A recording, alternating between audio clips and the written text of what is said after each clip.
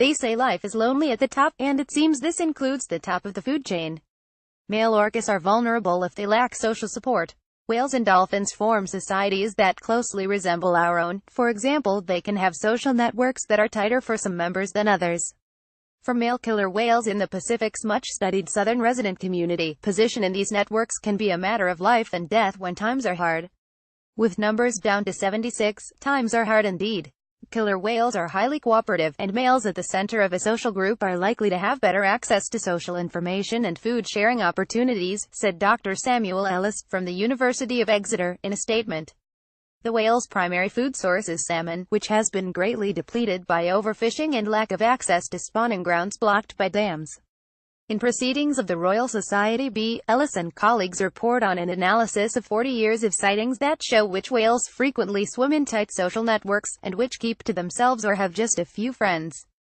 When food was scarce, those at the center of social networks survived, probably because they had access to information on where remaining food was. There was no difference in survival rates for females irrespective of network strength. The authors attributed this to larger males needing more food, but perhaps the females are just better at locating food on their own. Although many other studies have shown the importance of animal social networks, most are conducted on species that require group living for protection against predators, unlike killer whales.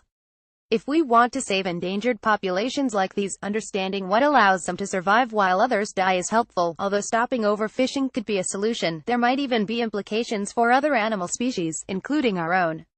The loss of social connection, particularly among middle-aged men, has attracted a lot of concern among sociologists. It's been raised as a possible explanation for why life expectancy is declining among certain sections of the American population, something that is almost unprecedented other than in periods of war or disease. There has even been debate over whether it's a coincidence that Donald Trump did best, both in the primaries and the general election, in areas that score badly on measures for social networking. We'll probably never know whether isolated male killer whales would be angry enough to vote to make the Pacific great again, but they still might teach us something about ourselves. It's okay to blow off steam, but best to make sure you don't lose friends in the process. Center for Whale Research.